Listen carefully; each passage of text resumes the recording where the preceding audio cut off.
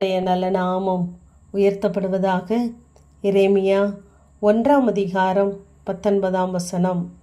அவர்கள் உனக்கு விரோதமாக யுத்தம் பண்ணுவார்கள், ஆனாலும் உன்னை மேற்கொள்ள மாட்டார்கள். உன்னை ரட்சிக்கும்படிக்கு நான் உன்னுடனே இருக்கிறேன் என்று கர்த்தர் சொல்லுகிறார்.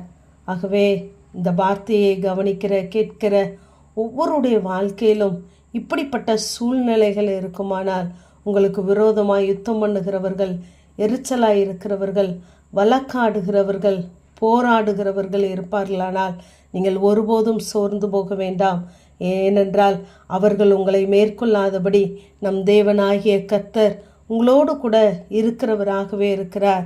ஏனென்றால் அவர் நம்மை தாயின் கருவிலே தெரிந்து கொண்டார் என்று அங்கு அதே அதிகாரம் 5 நாம் வாசிக்கிறோம். தாயின் கருவிலே வயிற்றிலே உருவாகும் முன்னே நான் உன்னை அறிந்தேன் என்று சொல்லுகிறார். ஆகவே நம்மை அறிந்த தேவன் சத்ருவின் கையிலே, மனுஷன் கையிலே அவர் ஒரு நாளும் நம்மை விட்டு கொடுக்க மாட்டார்.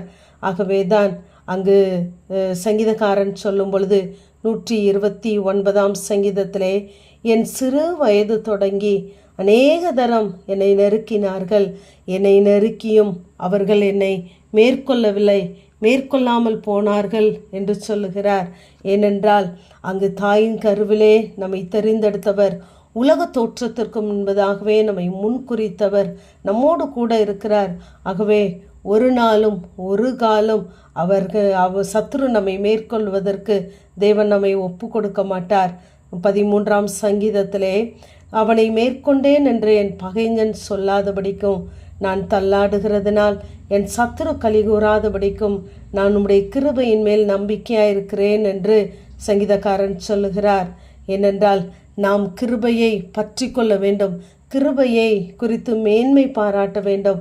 அப்பொழுது நமக்கு விரோதமாய் எழும்புகிற பகைஞர்கள் சத்துரு கலிகூறாதபடிக்கும் மேற்கொள்ளாதபடிக்கும் கர்த்தர் நம்மை பாதுகாக்கிறவராயிருக்கிறார். இந்த சங்கீதக்காரனை அங்கு சவுல் துரத்தி கொண்டே வருகிறான். அவனை எப்படியாகிலும் மேற்கொள்ள வேண்டும் என்று அங்கு சுவரோடு சுவராக குத்தி போட பார்க்கிறான். ஆனாலும் இந்த தாவீது தன்னை தப்புவித்து கொண்டான், தேவன் இருந்ததினாலே என்று சொல்லி நாம் பார்க்கிறோம்.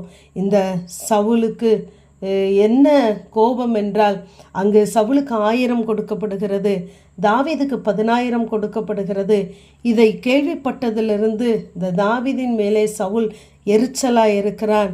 அப்படிப்பட்ட சூழ்நிலையிலே இவனை பாரமாக நினைத்து எப்படியாகிலும் இவனை மேற்கொள்ள வேண்டும் என்று நினைக்கிறான். ஆனால் தேவன் அவனை கொண்டே அங்கு தாவீதை உயர்த்தினதை நாம் பார்க்கலாம். ஏனென்றால் அநேக நேரங்களிலே சத்ருக்கு முன்பதாக நமக்கு ஒரு பந்தியை ஆயத்தப்படுத்துகிற தேவன் சத்ருவை கொண்டே நமக்கான காரியத்தை செய்து முடிப்பார்.